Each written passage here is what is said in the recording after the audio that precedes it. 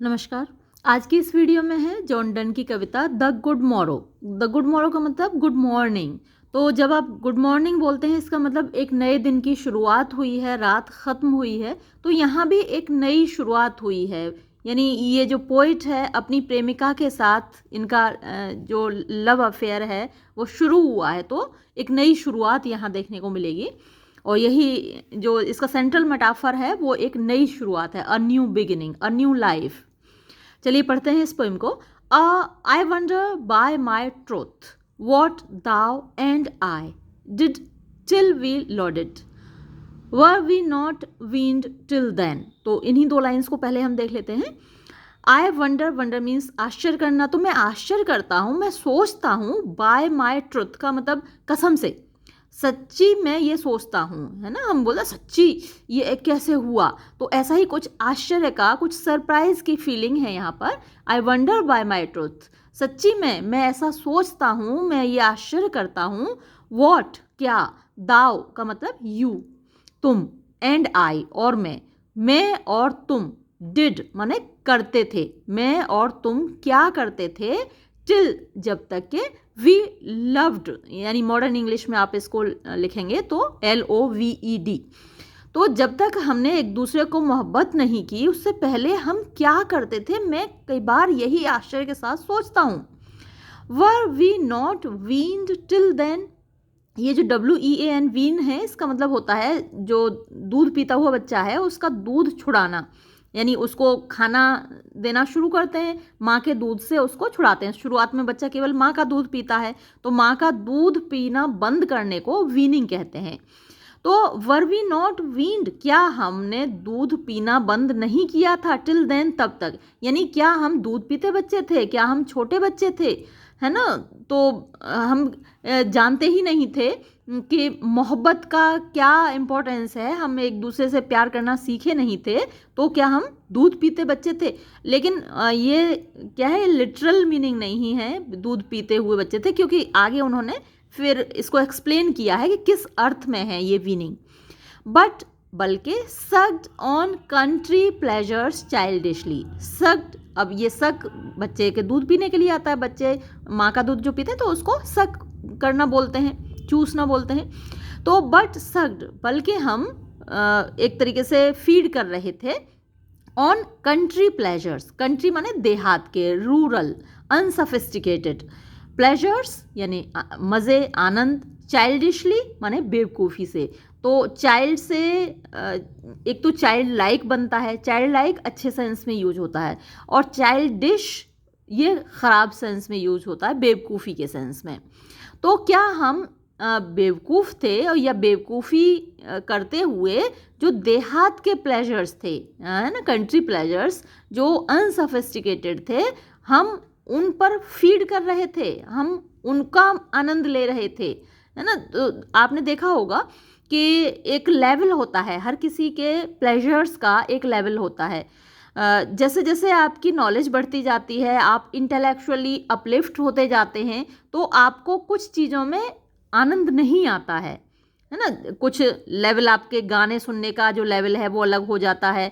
जैसे जो गज़लें हैं या बहुत हाई क्लास का म्यूज़िक है, क्लासिकल म्यूज़िक है ना, जिनमें बहुत आध्यात्म की बात की जाती है, बहुत इंटेलेक्चुअल बातें की जाती हैं, तो वो उन लोगों को अच्छी नहीं लगती हैं जिनका इंटेलेक्चुअल लेवल नीचे का होता है।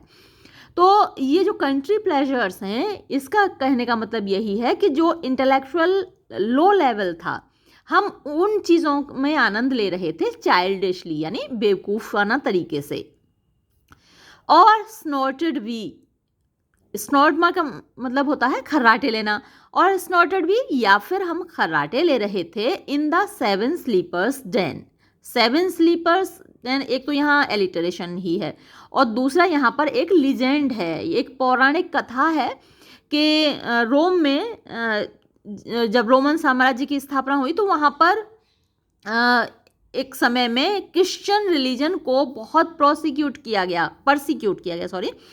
तो उनको बहुत पीड़ित किया गया, उन पर उनको बहुत ऑप्रेस किया गया, उन पर बहुत अत्याचार किए गए, क्योंकि जो रोमन रिलीजन है वो बहुदेववादी है ना। रोम के बहुत सारे देवता हैं, जो ग्रीक गॉड्स हैं उन्हीं के कुछ कुछ अल्टरनेटिव रोमन गॉड्स गॉडेसेस हैं, है ना। जैसे जुपिटर है वो रोमन गॉड है, ज्यूस है वो ग्रीक गॉड है, वैसे ही जो हेरा है वो क्या है, ग्रीक गॉडेस है, ज्यूस की पत्नी, और उसी का रोमन इक्विवेलेंट जूनो है।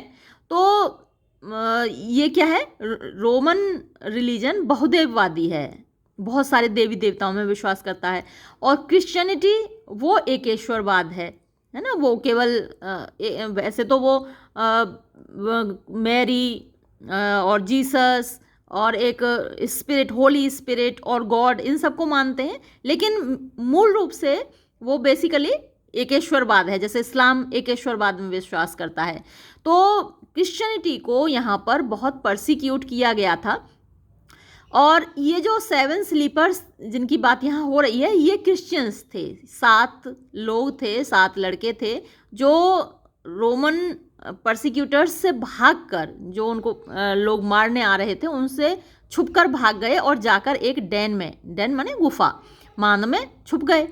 अब ये जो इनका पीछा कर रहे थे लोग, सैनिक आए और उन्होंने देखा, उनको दिखाई नहीं दिए क्योंकि गुफा में अंधेरा था। तो ये 7 जो लड़के थे वो दिखाई नहीं दिए, और ये गुफा का दरवाज़ा क्या है वो बंद कर गए। जो रोमन सैनिक आए वो गुफा के दरवाजे को बंद करके चले गए।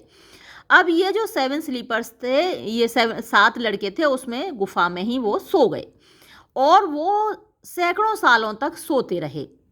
तो इनके बारे में कहीं लिखा हुआ है कि वो 150 साल तक सोते रहे, कहीं 200 साल दिया हुआ है, कहीं 250, 300, 350, 400, तो कितने साल तक सोते रहे। लेकिन कहने का मतलब ये बहुत सालों तक वो सोते रहे।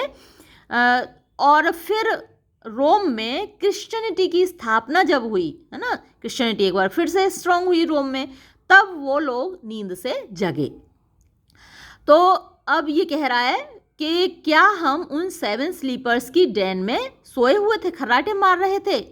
इट वॉज सो, ऐसा ही था, लगता है ऐसा ही था। जब तक हम दोनों एक दूसरे से नहीं मिले थे, हम दोनों ने एक दूसरे से मोहब्बत करना नहीं शुरू किया था, तब तक शायद ऐसा ही था। तो वो कई तरीके के कयास लगाता है, अंदाजे लगाता है कि क्या हुआ होगा। बट माने सिवाय, दिस इसके, सिवाय इसके, ऑल प्लेजर्स, सारी खुशियाँ, सारे मज़े, फैंसीज माने कल्पनाएं, इमेजिनेशन, बी माने हैं, इसके सिवाय सारे जो मज़े हैं, सारे आनंद हैं, सारी खुशियाँ हैं, वो केवल कल्पना है। और किसके सिवाय, वो आगे बता रहा है।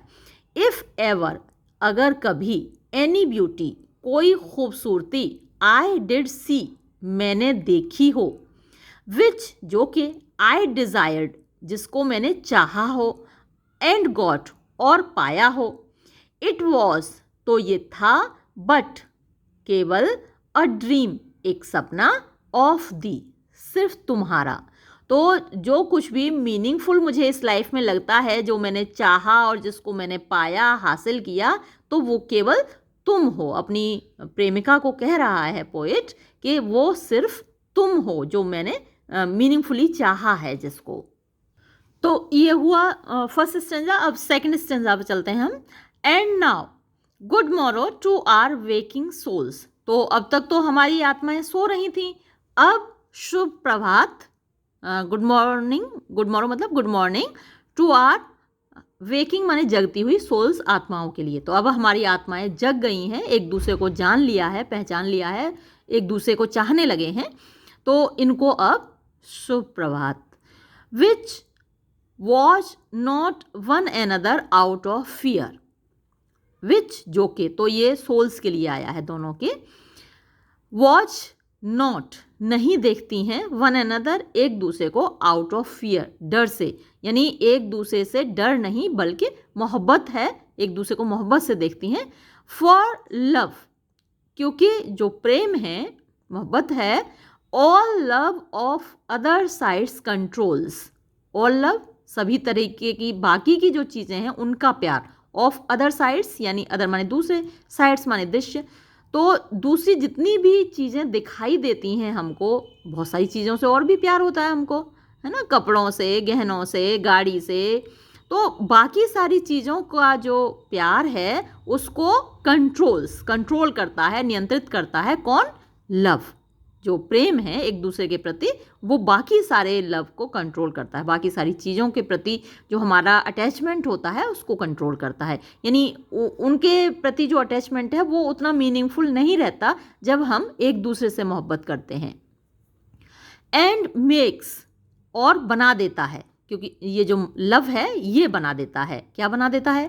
वन लिटिल रूम, एक छोटे से कमरे को, एंड एवरीवेयर, एवरीवेयर मतलब पूरा संसार, पूरा कॉस्मोस, पूरा वर्ल्ड, पूरा ग्लोब कहाँ सिमट जाता है?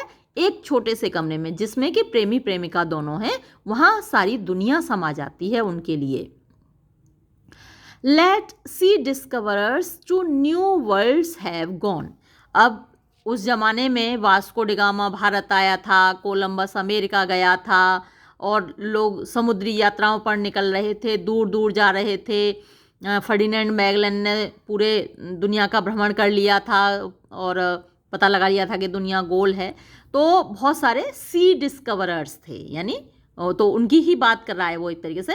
लेट सी डिस्कवरर्स यानी समुद्र में जो एक्सप्लोरर्स हैं, जो पता लगाने वाले हैं, जो दूर दूर की खोज करने वाले हैं, समुद्र के रास्ते से नई नई दुनिया की खोज करने वाले हैं। टू न्यू वर्ल्ड्स, नए नए संसार को, हैव गॉन, जाने दो उनको जाना है ना। तो जैसे कोलंबस ने अमेरिका को डिस्कवर किया तो वो नई दुनिया का ही गई थी, निकला तो वो इंडिया के लिए था, भारत की खोज में निकला था, लेकिन अमेरिका पहुंच गया था। तो एक नई दुनिया की उसने खोज की थी। तो जिनको खोजना है समुद्र के रास्ते से, नई दुनिया खोजनी है, उनको जाने दो। Let maps to others, maps यानी दूसरे लोगों को वो नई नई दुनिया के नक्शे दिखाते हैं, दूसरे देशों के नक्शे दिखाते हैं। तो जिन कार्टोग्राफर्स को देखने हैं वो नक्शे देखने दीजिए उनको, नए नए देशों के। वर्ल्ड्स ऑन वर्ल्ड्स यानी एक संसार के ऊपर दूसरा संसार, हैव शोन यानी दिखा रहे हैं, नक्शे उनको दिखा रहे हैं और वो नक्शों में देख रहे हैं। जो कार्टोग्राफर्स हैं, मैप रीडर्स हैं। आपको जुमांजी मूवी याद आ रही होगी, उसमें एक मैप रीडर था। तो उनको देखने दो भाई, उनको नए नए दुनिया है, उनको नक्शे पर खोजने दो कि दुनिया के नक्शे पर ये वाला देश यहाँ है, ये संसार यहाँ है। लेट अस पजेस, लेकिन हमें क्या करना है? हम पजेशन में रखते हैं, अपने अधिकार में हमको रखने दो आर वर्ल्ड, हमारा संसार। ईच हैथ वन, ईच यानी प्रत्येक, हैथ रखता है, वन एक, यानी मेरे पास एक संसार है, वो कौन है? तुम हो, यानी मेरी प्रेमिका, और तुम्हारे पास एक संसार है यानी कि मैं हूँ। तो ईच हैथ वन, हम दोनों के पास एक एक दुनिया है। एंड इज वन, और वो दो दुनिया मिलकर भी एक बन गई हैं, यानी उन दोनों की पर्सनैलिटीज मेल्ट हो गई हैं, वो दोनों मिलकर एक हो गए हैं, है ना, दो जिस्म एक जान हो गए हैं।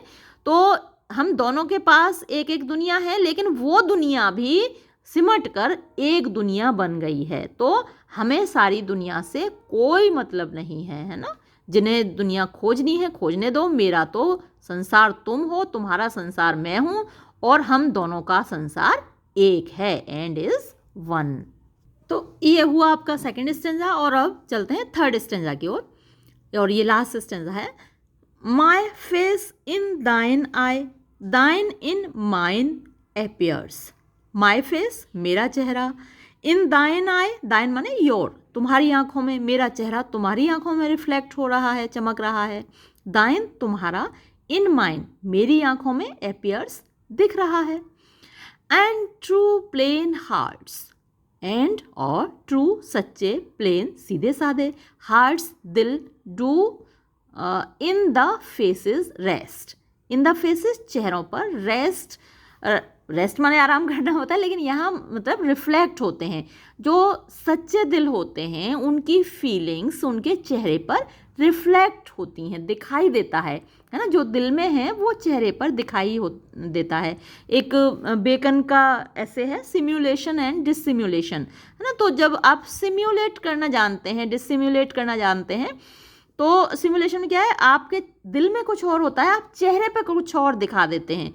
तो जो सीधे साधे सिंपल लोग हैं, सच्चे लोग हैं, ट्रुथफुल हैं, उनके दिल में जो होता है वही चेहरे पर भी रिफ्लेक्ट होता है, दिखाई देता है। लेकिन जो शातिर लोग होते हैं, श्योर लोग होते हैं, वो अपने दिल की भावनाएं छिपा लेते हैं, चेहरे पर कुछ और दिखाते हैं। लेकिन यहाँ पर जो पोइट है वो भी सच्चा है और जो उसकी प्रेमिका है वो भी सच्ची है। तो वही वो कह रहा है कि तुम्हारा चेहरा मेरी आंखों में दिख रहा है, मेरा तुम्हारे आंखों में दिख रहा है, और जो चेहरे पर फीलिंग्स हैं वो दिल की सच्ची फीलिंग्स हैं, है ना। And true plain hearts do in the faces rest, और जो सच्चे दिल हैं वो चेहरे पर रिफ्लेक्ट होते हैं, दिखाई देते हैं, उनके अंदर की जो फीलिंग्स हैं वो एक्सप्रेस होती हैं, फेशियल एक्सप्रेशंस दिखा देते हैं। Where can we find, where कहाँ, कैन वी फाइंड हम पाएंगे, हम कहाँ पा सकते हैं, टू दो बेटर बेहतर हेमीस्फीयर्स। तो हमारा जो ग्लोब है, हमारी जो धरती है वो एक स्फीयर है, उसको जो इक्वेटर है, जो भूमध्य रेखा है, वो दो भागों में बांटती है ना, नॉर्दर्न हेमीस्फीयर और सदर्न हेमीस्फीयर। हम लोग नॉर्दर्न हेमीस्फीयर में रहते हैं, हमारा देश भारत नॉर्दर्न हेमीस्फीयर में आता है। तो अब ये जो हमारे चेहरे हैं वो दो हेमीस्फीयर्स की तरह हैं, लेकिन उन हेमीस्फीयर्स से बेहतर हैं, जो धरती के दो हेमीस्फीयर्स हैं नॉर्दर्न और सदर्न, उनसे बेहतर हैं। वो कह रहा है where can we find two better hemispheres, हमें इससे बेहतर दो हेमीस्फीयर्स कहाँ मिलेंगे। विदाउट शार्प नॉर्थ, अब जो पोल्स हैं, साउथ पोल है, नॉर्थ पोल है, इन पर बड़ी ठंड पड़ती है, बहुत शार्प कोल्ड यानी चिलिंग विंटर होता है, वहाँ पर ठंड पड़ती है, क्योंकि सूरज की किरणें वहाँ पर सीधी नहीं पड़ती, तिरछी पड़ती हैं। और जो इक्वेटर है, भूमध्य रेखा है, वहाँ पर सूरज की किरणें मतलब तीखी होती हैं, एकदम डायरेक्ट पड़ती हैं, तो वहाँ पर तेज़ गर्मी होती है। लेकिन पोल्स पर बहुत ठंड होती है, क्योंकि वहाँ पर धूप सीधी नहीं पहुँचती। तो उनको क्या कहा है, शार्प नॉर्थ का, NORTH खा गए इसमें। तो हमारे हेमीस्फीयर्स पे शार्प नॉर्थ नहीं है। विदाउट डिक्लाइनिंग वेस्ट, तो वेस्ट पश्चिम है और वहाँ पर सन डिक्लाइन होता है, सन सेट होता है, तो उसको डिक्लाइनिंग वेस्ट कहा गया है। तो जो उन हेमीस्फीयर्स में वीकनेसेस हैं, कमियां हैं, वो हमारे हेमीस्फीयर्स में नहीं है, है ना। हमारा पूरा फेस एक जैसा है, चेहरा एक जैसा है, यहाँ कोई शार्पनेस नहीं है, यहाँ कोई डिक्लाइन नहीं है।